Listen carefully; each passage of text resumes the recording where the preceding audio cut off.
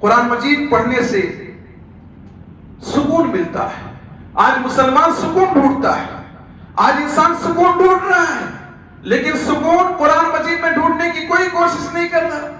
کوئی گانے سن کر سکون پانے کی کوشش کر رہا ہے, کوئی فلم دیکھ کر سکون پانے کی کوشش کر رہا ہے, کوئی ڈرامے سن کر دیکھ کر سکون حاصل کرنے کی کوشش کر رہا ہے, اور ماں بہنیں سیریل دیکھ کر اپنے آپ کو بزی کر رہی ہیں. سچ یہ ہے کہ قرآن مجید میں سکون ہے. اللہ کا فرمان ہے, الا بذکر اللہ تطمئن القلوب, اللہ کے ذکر سے دلوں کو سکون ملتا ہے, دلوں کو اطمینان ملتا ہے.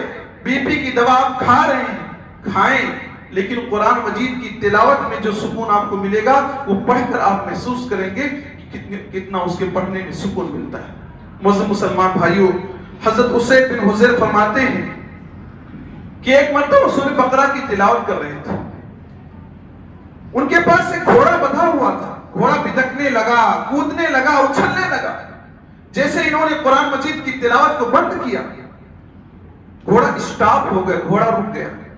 پھر دوسری مرتبہ سیکنڈ ٹائم انہوں نے قرآن مجید کی تلاوت شروع کیا تو گھوڑا پھر بھٹکنے لگا, کودنے لگا, اچھلنے لگا.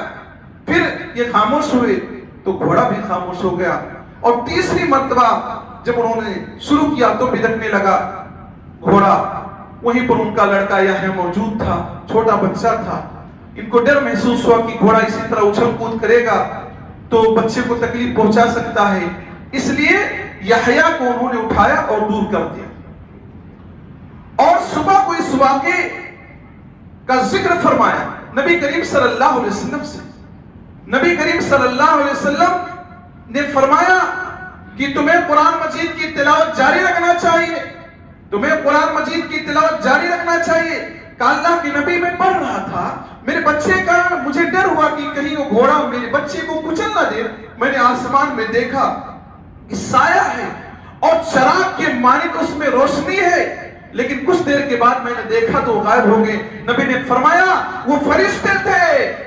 اگر تم قرآن مجید اسی طرح تلاوت کرتے جاتے اور پڑھتے جاتے, کنٹینیو جاری رکھتے, صبح ہوتی تمام لوگ دیکھ لیتے کہ فرشتے نیچے آ گئے ہیں, اور فرشتے کسی سے چھپ نہیں سکتے تھے. ایک طرح سے وہ سکون اور اطمینان نازل ہو رہا تھا قرآن مجید کی تلاوت سے, جو آپ کی نہ پڑھنے کی وجہ سے, روک دینے کی وجہ سے وہ سلسلہ ختم ہو گیا. پتہ کیا چلا؟